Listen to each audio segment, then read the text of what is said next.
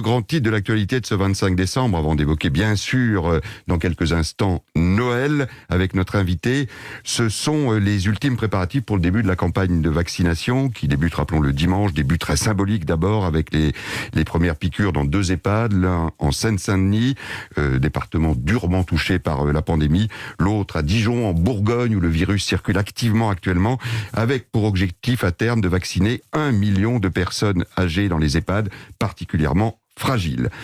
Alors que cette actualité du vaccin ne fasse pas oublier l'essentiel, c'est que le virus, lui, il circule toujours en France et dans le monde. Ainsi, la Corée du Sud, qui avait fait triompher sa stratégie lors de la première vague, testée, tracée, isolée, et qui avait repoussé toute idée de confinement, se retrouve aujourd'hui confrontée à une 3e vague et le pays est en partie confiné depuis ce matin.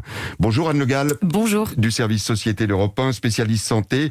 Oui, le chiffre est là, alors vous allez nous le commenter pour nous.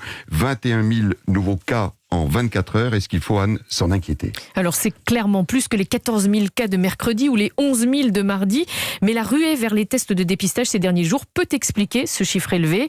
Pas trop d'inquiétude pour l'instant donc, mais tout ceci est fragile car la circulation du virus reste élevée et les experts redoutent des contaminations en famille au moment des repas en cette période de Noël. Pour l'épidémiologiste Vittoria Colizza, directeur de recherche à l'INSERM, le plus difficile sera de passer les fêtes puis l'hiver à cause du froid.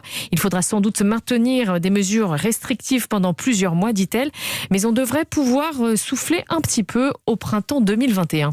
On devra avoir une incidence des cas qui va descendre pour entrer vers l'été. En même temps, on sera aussi en mesure de pouvoir vacciner une grosse partie de la population à ces moments-là. Et ça va nous donner un autre moyen de freinage pour l'épidémie. Donc, moi, je pense que l'été sera le moment clé pour arriver dans une situation de démarrer à vivre une vie presque normale.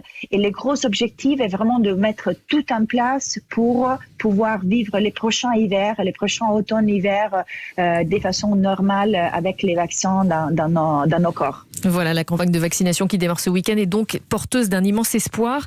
Dès les mois d'avril-mai, si la France obtient les doses de vaccins comme prévu, 15 millions de Français, les plus de 65 ans notamment, pourraient être vaccinés, ce qui représentera déjà 20% de la population. Mais on a bien compris, on va vers des mesures toujours plus ou moins restrictives pendant tout le printemps, au début de l'hiver. Avec l'objectif vaccin plus été, d'arriver à un automne et un hiver 2021, si possible plus doux et plus agréable à vivre que celui qu'on vient de vivre. Merci beaucoup Anne Le Gall du service Société d'Europe 1.